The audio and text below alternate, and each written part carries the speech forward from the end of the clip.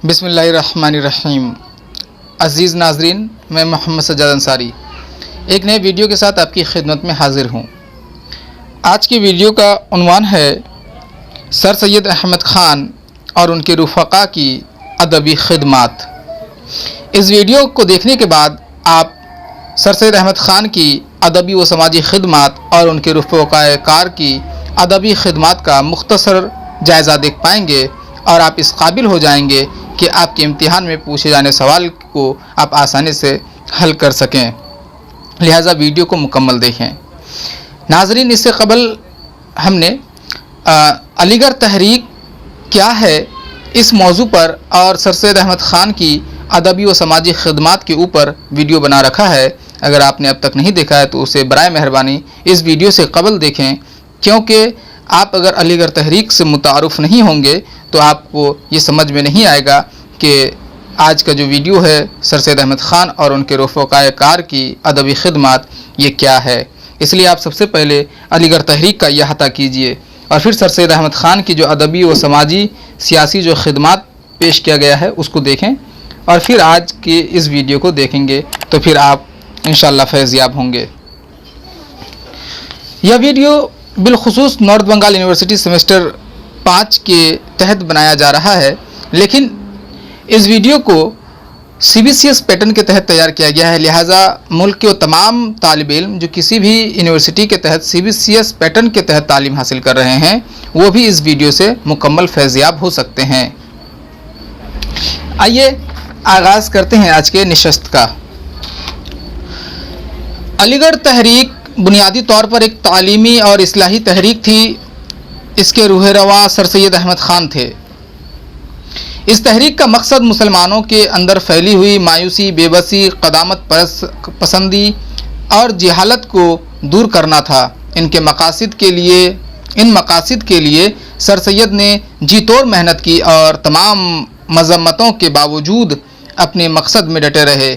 लेकिन सर सैयद को चंद आला पाए के उदबा व उलमा की हिमायत हासिल हुई, जिनकी खिदमत का मुख्तसर जायज़ा इस खाके में लिया जाएगा।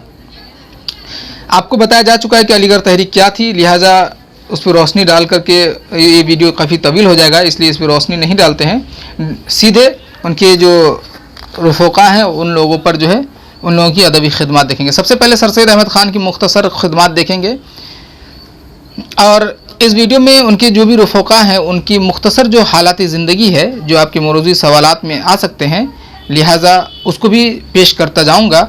आप उसे अपने नोट कापी में उतार लें ताकि आपके इम्तिहान में जो 1 नंबर या 3 नंबर या 2 नंबर के जो सवालात होंगे उनको आप आसानी से हल कर पाएँ। सर सैयद अहमद ख़ान की अदबी खिदमत देखिए।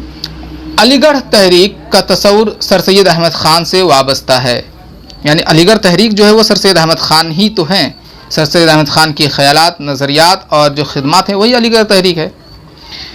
इन्होंने मुल्क व मिल्लत बिलखुसूस मुसलमानों की समाजी, सियासी, अखलाक़ी, मजहबी और इल्मी हालात सुधारने के लिए बड़ी कोशिशें की। गदर के बाद हालात के पेश नज़र सर सैयद ने मुसलमानों की अबतरी यानी कि जो उसकी ज़ब्बू हाली थी, जो हालत जो ख़राब हो चुकी थी, अबतरी और जहालत को मगरबी तालीम के ज़रिए दूर करने के मकसद के तहत साइंटिफिक सोसाइटी कायम की, जहां मगरबी उलूम की किताबों के तर्जमे किए गए और इस तरह मुसलमानों के निशात सानिया का आगाज़ हुआ। चूँकि ये तमाम बातें अलीगढ़ तहरीक का आगाज़ और ख़िदमत के तहत जो वीडियो बनाया गया है उसमें पेश की जा चुकी हैं, लिहाजा मैं सिर्फ़ इसे मिनवन पढ़ रहा हूँ और सरसरी तौर पर आपको बताता चलूँगा कि क्या है।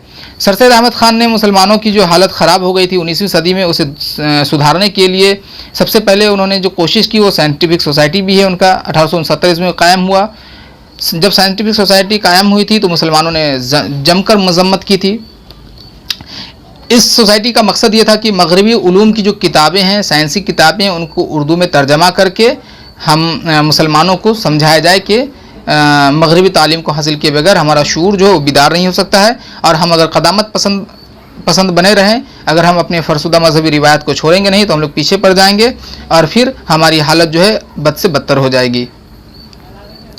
तो इन्होंने जो साइंटिफिक सोसाइटी कायम किया, यहाँ से मुसलमानों की निशात सानिया का आगाज़ होता है। यानी उनकी हालात ज़िंदगी में इनकलाब बर्पा होने का यह आगाज़ है।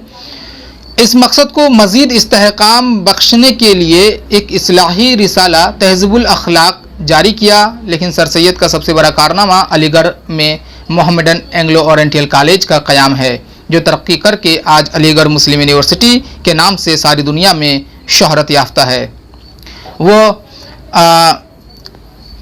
इंग्लैंड जैसे दूर दराज इलाके का सफ़र भी करते हैं ताकि उनकी माशरत को समझ पाए, और फिर वहाँ से वापस आ करके जब वो वहाँ जाते हैं तो दो उनके पास एक रिसाला आता है, एक स्पेक्टर और एक टेटलर, तो वहाँ से वो मुतासिर होते हैं और फिर आ करके तहज़ीबुल अखलाक नामी रिसाला जारी करता है। और यही रिसाला है जिसमें वो अपने तमाम मज़ामीन जो हैं, जो नज़रियात है अलीगढ़ तहरीक की जो नज़रियात हैं, तमाम जो इनके रफ़क़ा हैं, तो सबके जो मज़ामीन वो इसी रिसाले में छपा करता था। तो ये तो उनका एक कारनामा है ही। 1871 ईस्वी में तहज़ीबुल अखलाक जारी किया था, ये उनका कारनामा है। लेकिन इनका सबसे बड़ा कारनामा जो है वह है मोहम्मदन एंग्लो ओरिएंटल कॉलेज, जो 1875 ईस्वी में इसकी संग बुनियाद रखी गई थी, और फिर आज यही तरक्की करके अलीगढ़ मुस्लिम यूनिवर्सिटी के तौर पर जानी जाती है। आपको कमेंट बॉक्स में ये बताना है कि मोहम्मदन एंग्लो ओरिएंटल कॉलेज से पहले इसकी जो बुनियाद रखी गई थी वो किस नाम के तौर पर रखी गई थी, इसे आपको बताना है। जिसे इससे कबल की वीडियो में अलीगढ़ तहरीक का आगाज़ और ख़िदमात के तहत बताया गया है कि अलीगढ़ मुस्लिम यूनिवर्सिटी का संग बुनियाद किस नाम से पड़ा था, ये आपको कमेंट में बताना है। इन्होंने उर्दू अदब में भी इनकलाब बर्पा किया, ये तो उनका इस्लाही कारनामा था। लेकिन अब उर्दू में भी देखिए, क्योंकि ये जब उर्दू को सहारा बनाए थे, ज़रिया बनाए थे इस्लाह के लिए, तो उर्दू ख़ुद जो है कमज़ोर थी, नातवानाई में वो मुब्तला थी, और इनके पास तो इल्मी मौज़ूआत थी ही नहीं। इनके पास सिर्फ चंद अफसानवी अदब और शेर व शायरी थी। लिहाजा उर्दू अदब में भी इन्होंने इनकलाब बर्पा किया, उर्दू अदब को इल्मी आहंग अता किया, असरी हिस्सियत और तकाज़ों से आशना कराया, और उर्दू नस्र को मुकफ़ा मुसज्जा इबारत आराई से पाक किया। यानी इनसे कबल जो है सिर्फ एक तख्लीक है जो बागो बहार है, जो मुकफ़ा मुसज्जा उसलूब में नहीं है, इसे ही जदीद नस्र का मुजीद कहा जाता है। लेकिन इसके बाद सर सैयद अहमद ख़ान ने इसे काफ़ी ज़्यादा उसत बख्शा, क्योंकि मुखफ़ा मुसज्जद जो नस्र पहले चलता था, मुखफ़ा कहते हैं उस नस्र को जिसके इबारत के आखिर में काफ़िया हो हर जुमले में, और मुसज्जा कहते हैं जो काफ़िया में भी हो और वज़न पर भी लिखी जाए, उस नस्र को मुसज्जा कहते हैं। तो इन तमाम चीज़ों से उन्होंने उर्दू को आज़ाद किया और आसान ज़बान में उर्दू लिखनी शुरू की।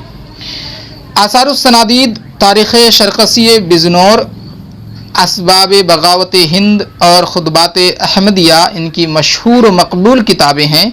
इन्होंने तहज़ीबुल अखलाक में कसीर तादाद में इस्लाही व इल्मी मज़ामीन लिखे हैं, जिनमें बहस व तकरार, उम्मीद की खुशी, गुज़रा हुआ ज़माना, खुश आमद, रिया, रस्म व रिवाज की पाबंदी के नुकसानात, तासुब और अपनी मदद आप वग़ैरह, अपनी मिसाल आप नहीं रखती। यानी कि इन्होंने जो तहज़ीबुल अखलाक में जो मज़ामीन लिखे हैं उसकी मिसाल कहीं और दूसरी जगह नहीं मिलती है।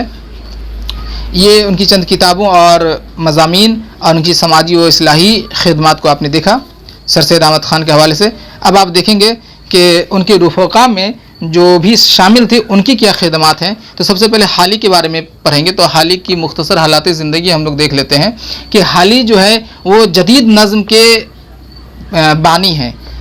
जदीद नज़्म जो है जिसको फितरी शायरी या नेचुरल शायरी कहेंगे, उसके बानी आज़ाद और हाली हैं।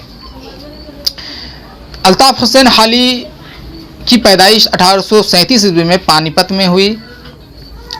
हाली के वालिद का नाम ख्वाजा इज़्ज़त बख्श था। कम उम्री में यतीम हो जाते हैं। भाई ख्वाजा अमदाद हुसैन तालीम व तरबियत पर ख़ास तवज्जो दी। आपने ख्वाजा अल्ताफ़ हुसैन हाली ने अपने घर पर अरबी व फ़ारसी की तालीम हासिल की, और फिर माली मुश्किलात के सबब वो दिल्ली चले आए, जहाँ गालिब की शागिर्दी अख्तार की। शेफ्ता से भी मुतासिर थे। गालिब और शेफ्ता के इंतकाल के बाद 1869 ईस्वी में हाली लाहौर चले आते हैं, और यहाँ पे वो गवर्नमेंट बुक डेपो में दरसी किताबों की ज़बान दुरुस्त करने पर लग जाते हैं। लाहौर ही में इन्होंने अंग्रेज़ी ज़बान थोड़ी बहुत सीखी। साबिर दत्त के मुताबिक हाली उर्दू के पहले शायर हैं जिन्होंने अंग्रेज़ी सीखी। इसी ज़माने में हाली की मुलाकात सर सैयद से हुई और वह दिलो जान से अलीगढ़ तहरीक में शामिल हो गए। सर सैयद की ख्वाहिश पर इन्होंने अपना लाफानी मुसद्दस मदुजुल इस्लाम लिखा, जो आज मुसद्दस हाली के नाम से भी मशहूर है। यह नज़्म पहली बार 1879 ईस्वी में शाये हुआ। इस नज़्म में इन्होंने मुसलमानों की उरूज व ज़वाल की कहानी पेश की है। हाली की तसानीफ़ में मुक़दमा शेर व शायरी, यादगार गालिब, हयात जावेद, मकालात हाली वग़ैरह काफ़ी अहम हैं। इनके चंद मज़ामीन हैं, नज़में हैं जो मसनवी की तर्ज पर है और यही जदीद नज़्म की जो है बुनियाद भी है। हुब्बे वतन, मनाजाते बेवा, चुप की दाद वग़ैरह। 1914 ईस्वी में पानीपत में हाली की वफ़ात हो जाती है। ये थी हाली की मुख्तसर हालात ज़िंदगी, जिसे आप अपने नोट कापी में उतार लें ताकि आपके इम्तिहान में जो मौरूज़ी सवाल आएगा उसे आप आसानी के साथ हल कर पाएंगे। अब देखेंगे हम लोग हाली की मुख्तसर हालात खिदमत अलीगढ़ तहरीक के हवाले से। सर सैयद के रुफ़क़ा में रफ़ीक़ की जो जमा है उसे रुफ़क़ा बोलते हैं। रुफ़क़ा में मौलाना अल्ताफ़ हुसैन हाली को एक ख़ास मकाम हासिल है। सर सैयद के ख़यालात व अफ़कार को आम करने और उनके मकसद को आगे बढ़ाने में पेश रहे। सर सैयद की पेश माने आगे बढ़ चढ़ कर रहे वो। सर सैयद की ख्वाहिश पर इन्होंने निहायत आसान ज़बान में मुसद्दस मदुजुल इस्लाम के नाम से मुसलमानों की उरूज व ज़वाल की कहानी को दोहराया है और मुसलमानों में एक नई रूह फूंकने की कोशिश की है। अंजुमन पंजाब कायम होने पर मोहम्मद हुसैन आज़ाद के साथ हाली भी वाबस्ता हो गए और नशात उम्मीद, मनाजात बेवाह, चुप की दाद और हुब्बे वतन जैसी जदीद तर्ज की नज़में लिखी और नेचुरल शायरी के बानी कहलाए। हाली और आज़ाद दोनों ही नेचुरल शायरी के बानी हैं। इन्होंने मुक़दमा शेर व शायरी लिखकर शायरी और तंक़ीद की दुनिया में इनकलाब बर्पा कर दिया। हयात जावेद, यादगार गालिब इनकी मशहूर व मकबूल किताबें हैं। हयात जावेद सर सैयद अहमद ख़ान की सवाहन उम्री है जिसे हाली ने लिखा, और यादगार गालिब जो है ये गालिब की सवाहन उम्री है जिसे हाली ने लिखा था। तो ये उनकी खिदमत थी जिसे आपने देखा। अब इनके दूसरे रुफ़क़ा में सबसे जो अहम है वो है नज़ीर अहमद। तो हम लोग नज़ीर अहमद की मुख्तसर हालात ज़िंदगी देखेंगे। नज़ीर अहमद की पैदाइश 6 दिसंबर 1836 ईस्वी में बिजनौर के रोहार नामी गांव में होती है। इब्तदाई तालीम वह अपने वालिद मौलवी सादत अली के ज़ेर निगरानी हासिल करते हैं और फिर प्रोफेसर मौलवी ममलूक अली के इसरार पर दिल्ली कॉलेज में दाखिला ले लेते हैं। इब्तिदा में नज़ीर अहमद पंजाब में 25 रुपये माहवार पर मुदर्रिस मुकर्रर हुए, फिर कानपुर में डिप्टी इंस्पेक्टर मुकर्रर हुए। गदर के बाद इलाहाबाद में डिप्टी इंस्पेक्टर मुदारिस हो गए। यहीं आपने अंग्रेज़ी सीखी। 1861 ईस्वी में इंडियन पेनल कोड के तर्जमे की खिदमत पर मामूर हुए और तर्जमा ताजिरात हिंद के सिले में पहले तहसीलदार और फिर अफसर बंदोबस्त मुकर्रर हुए। तरक्की पाकर नज़ीर अहमद डिप्टी कलेक्टर हो गए, इसीलिए इनके नाम के आगे जो है डिप्टी लगा रहता है। अंग्रेज़ी में डिप्टी को डेप्यूटी कहते हैं। बाद में अंग्रेज़ी मुलाजमत छोड़कर सरकार निज़ाम की मुस्तकिल मुलाजमत कर ली। पेंशन पाकर दिल्ली में आ रहे और बकिया उम्र तसनीफ़ व तालीफ़ और सर सैयद के साथ कौमी खिदमत में गुजार दी।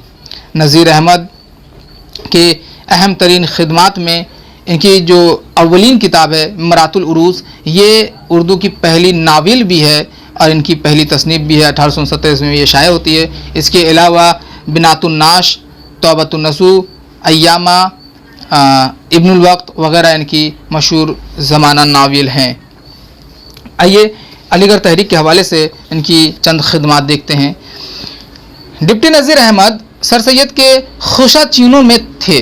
खुशा चीनों के माने होते हैं कि जिससे फ़ायदा उठाने वाले होते, फ़ायदा उठाने वाले को खुशा चीन कहते हैं। तो खुशा चीनों में थे, उससे फ़ायदा उठाने वालों में से थे। इन्होंने सर सैयद के तहज़ीबी, मजहबी, तालीमी और अदबी कोशिशों को परवान चढ़ाने में अहम किरदार अदा किया।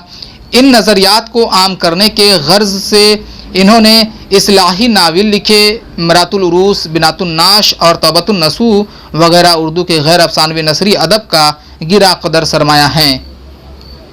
मगरबी तालीम के असर के नतीजे में पैदा होने वाली नई जहनियत की अच्छाई और बुराई को पेश करने के लिए मशहूर ज़माना नाविल इब्नुल वक्त लिखा।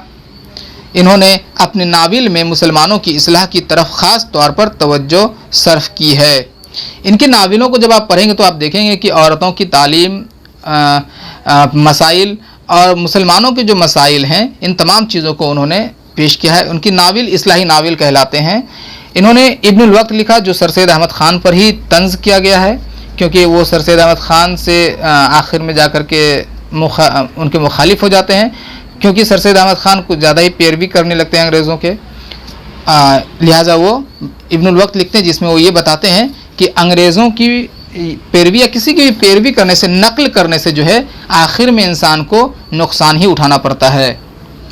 तो ये डिप्टी नज़ीर अहमद के हवाले से आपने देखा। अब आप देखेंगे उनके अगले रुफ़क़ा मोहसिनुल मुल्क की हालात ज़िंदगी। मोहसिनुल मुल्क, सबसे पहले आप जान लीजिए कि मोहसिनुल मुल्क उनका नाम नहीं है, ये उनका खिताब है। मोहसिनुल मुल्क का असल नाम है सैयद मेहदी अली। उन्हें खिताब दिया गया था मोहसिनुल मुल्क और वो इसी नाम से जाने भी जाते हैं। तो मोहसिनुल मुल्क का असल नाम है सैयद मेहदी अली।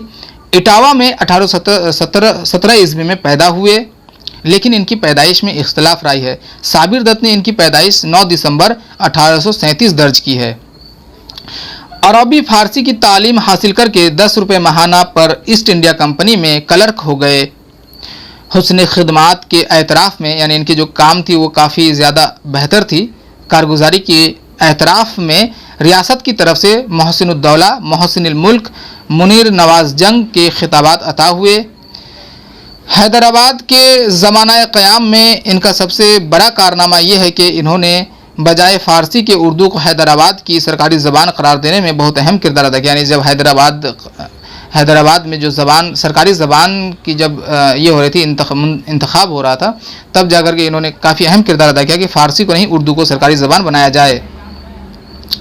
सर सैयद के बाद मोहसिनुल मुल्क ही इनके जानशीन हुए। यानी सर सैयद अहमद ख़ान से ये मुखालिफ तो हो गए थे, इख्तलाफ राय हो गई थी दोनों के बीच में, लेकिन जब सर सैयद अहमद ख़ान वफ़ात पा जाते हैं तो फिर इस तहरीक के जो जानशीन हैं, यानी इस तहरीक को चलाने का जो ज़िम्मा है वो इनके सर आ जाता है। शिमला में 1907 ईस्वी में इंतकाल हो जाते हैं और फिर इन्हें अलीगढ़ कॉलेज में सर सैयद अहमद ख़ान के बगल में ला करके दफनाया जाता है। अब इनकी मुख्तसर खिदमात को देखेंगे। सर सैयद तहरीक को फ़रोग़ देने में मोहसिनुल मुल्क का नाम भी अहम है।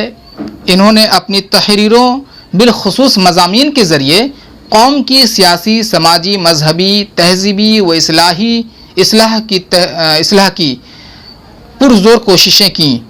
इन्हें सर सैयद की माशरती व अदबी नुज़्बुल ऐन और उनकी तालीमी लाहे अमल में पूरा एतमाद था। यही वजह है कि इनकी तख्लीक़ात में सर सैयद का असर साफ नज़र आता है। इनके मज़ामीन में सर सैयद का सा मुंतकी रब्त और इस्तिदलाल मिलता है और यही उनकी उसलूब की खूबी है।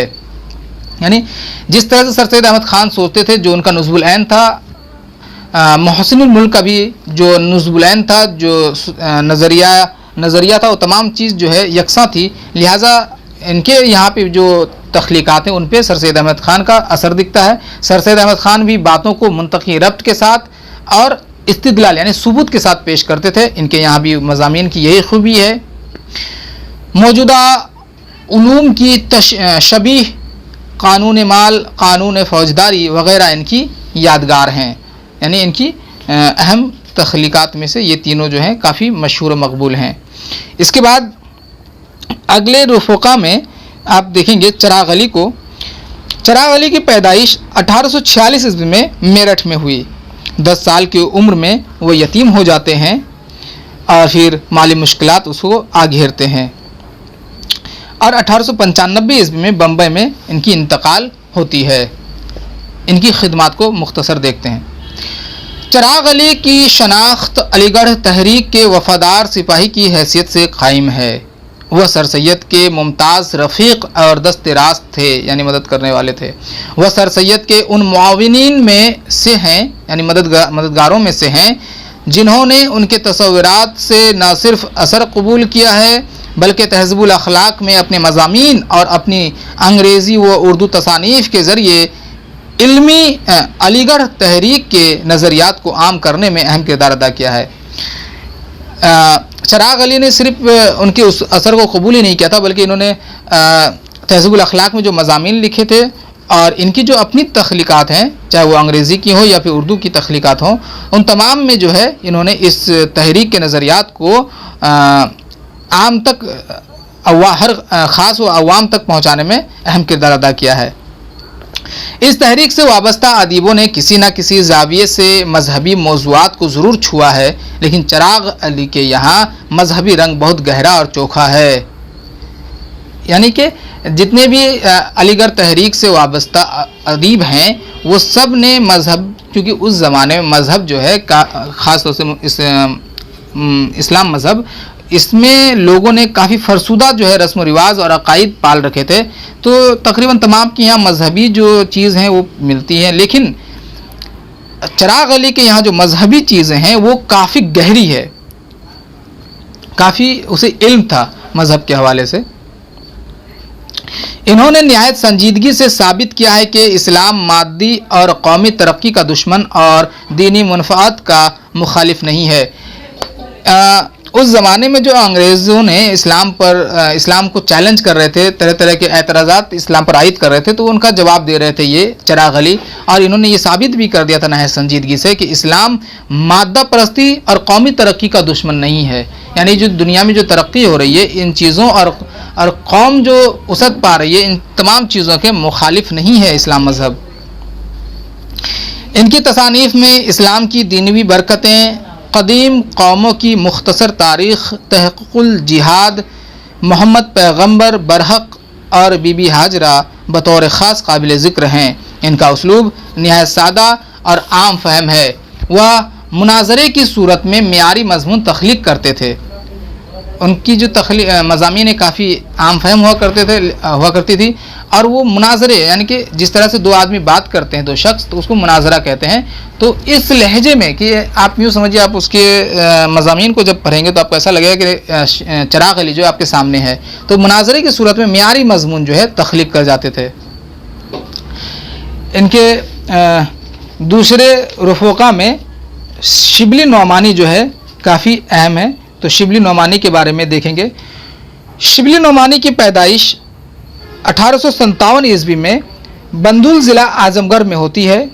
इब्तदाई तालीम शुक्रुल्लाह से हासिल करते हैं और फिर बाद में मशहूर ज़माना आलिम मौलवी मोहम्मद फ़ारूक चिड़ियाकोटी से अरबी ज़बान, मज़हब और फ़िक़्ह की तालीम हासिल करते हैं।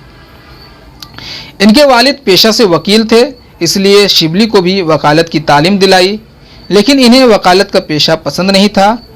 लिहाजा सर सैयद के बुलाने पर अलीगढ़ आ गए।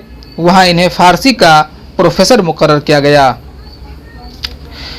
इसके बाद शिबली को सियासत और तालीम के मामलों में सर सैयद से शदीद इख्तिलाफ था। यानी कि सर सैयद अहमद ख़ान का जो नज़रिया है सियासत और तालीम था, ये शिबली नौमानी को पसंद नहीं था।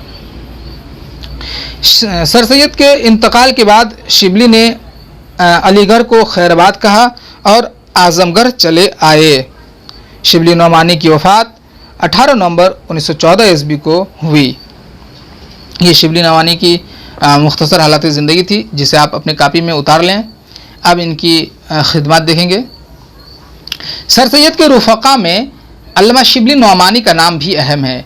वह सर सैयद के मुतारिफ़ भी थे और नुक्ताची भी, यानी तारीफ़ करने वाले भी थे और तंक़ीद करने वाले भी। वह आला पाए के अदीब होने के साथ साथ एक मजहबी आलिम और मुफक्किर भी थे। इनकी तहरीरों में ज़ब्त तवाज़न का एहसास हर जगह नुमायाँ हैं। सवाहने निगारी, तारीख़ नवेसी, अदब और शायरी के साथ उर्दू तंक़ीद में भी इनका एक बुलंद मुकाम है। सीरतुन्नबी, अल-मामून, अल-फ़ारूक, सवाहने मौलाना रूम इनकी सवाहने उम्रियाँ हैं। यानी कि ये जो है, इन्होंने ये सवाहने उम्री है, सीरतुन्नबी अल मामून अल फारूक सुहाने मौलाना रोम, ये सब इन्होंने सुहाने उमरियाँ लिखी हैं। जबकि शेरुल अजम और मुआजना अनीस व दबीर से इनकी तंक़ीदी बसीरत का पता चलता है, यानी तंक़ीद में भी इन्हें महारत हासिल था। इन दोनों किताबों को पढ़ने से पता चलता है। शिबली नौमानी मजहबी आलिम और मुफ़क्किर के साथ साथ एक आला पाए के अदीब भी थे। इन्होंने सवाने निगारी में एक अहम और तंक़ीद निगारी में भी एक अहम मकाम पैदा किया है। इसके बाद सर सैयद के दूसरे रफ़क़ा में ज़काउल्लाह का नाम सबसे अहम है। मौलवी ज़काउल्लाह के मुख्तसर हालात ज़िंदगी देखते हैं। मौलवी ज़काउल्लाह की पैदाइश 1832 ईस्वी में दहली में हुई। इनके वालिद का नाम मोहम्मद सनाउल्लाह था। 12 साल की उम्र में दहली कॉलेज में दाखिला लिया। डिप्टी नज़ीर अहमद और मौलाना मोहम्मद हुसैन आज़ाद से इसी कॉलेज में मुलाकात हुई। इन्हें रियाजी से खुसूसी दिलचस्पी थी, रियाजी यानी मैथ से खुसूसी दिलचस्पी थी। हुसूल इल्म यानी इल्म हासिल करने के बाद इसी कॉलेज में रियाजी के प्रोफेसर मुकर्रर हुए। 1869 ईस्वी में इन्हें दिल्ली नॉर्मल स्कूल का हेडमास्टर बनाया गया। 1910 ईस्वी में दिल्ली में वफ़ात पाई। ये ज़काउल्लाह की मुख्तसर हालात ज़िंदगी थी। अब उनकी खिदमत देखेंगे। ज़काउल्लाह का शुमार सर सैयद अहमद ख़ान के ज़बरदस्त हामियों में होता है। हर चंद के वह अलीगढ़ कॉलेज से बाज़ाब्ता तौर पर मुंसलिक नहीं थे, यानी कि अलीगढ़ कॉलेज में ये नहीं थे, इनको किसी अहदे पर नहीं थे, लेकिन वह अलीगढ़ तहरीक के सच्चे शैदाई यानी आशिक और अलमबरदार थे। इन्हें बैक वक्त मुख्तलिफ मज़ामीन से दिलचस्पी थी। इन्होंने रियाजी, तबियात, जोग्राफिया, सियासत, तारीख़ और अखलाक जैसे मुख्तलिफ मौज़ूआत पर किताबें तसनीफ़ की। इनकी तसानीफ़ में तारीख़ हिंद सबसे अहम है। ये किताब 10 जिल्दों पर मुश्तमिल है। इनका उसलूब नहायत सादा, सलीस और रवा है। अदब की तारीख़ में इनकी अहमियत यह है कि इन्होंने नए उलूम की इशाअत और सर सैयद की तहरीक को तक़वियत पहुँचाने में बड़ी मेहनत से काम लिया। इल्मुल हिसाब और साइंसी मौज़ूआत पर मुफीद किताबों को आसान उर्दू में तर्जमा करके इन्होंने एक अहम कारनामा अंजाम दिया। इनकी कलमी कोशिशों से इस तहरीक को बड़ा फ़ायदा हुआ। अज़ीज़ नाज़रीन, आपने सर सैयद अहमद ख़ान और उनके रफ़क़ा की अदबी खिदमत और मुख्तसर हालात ज़िंदगी देखा, जिनमें आपने सर सैयद अहमद ख़ान, मौलाना हाली, डिप्टी नज़ीर अहमद, शिबली नौमानी, मोहसिन मुल्क, चिराग अली और मौलवी ज़काउल्लाह के बारे में देखा। उम्मीद है कि आपको कहीं भी परेशानी नहीं हुई होगी। अगर आप कहीं पे भी उलझन में हैं तो आप कमेंट बॉक्स में इजहार करें, इंशाअल्लाह आपकी उलझन को दूर की जाएगी। अगर आपको ये वीडियो पसंद आया है तो वीडियो को लाइक करें। वीडियो के हवाले से अपनी कीमती राय का इजहार कमेंट बॉक्स में ज़रूर करें। और अगर आपको कहीं मेरी गलती दिखी हो तो बराए मेहरबानी निशानदेही करें ताकि मैं शुक्रिया के साथ उसे दुरुस्त कर लूँ। अगर आपको किसी मौजू पर वीडियो चाहिए तो आप फरमाइश कर सकते हैं, इंशाअल्लाह जल्द अज़ जल्द बनाया जाएगा। अब इजाज़त दीजिए। अस्सलामु अलैकुम।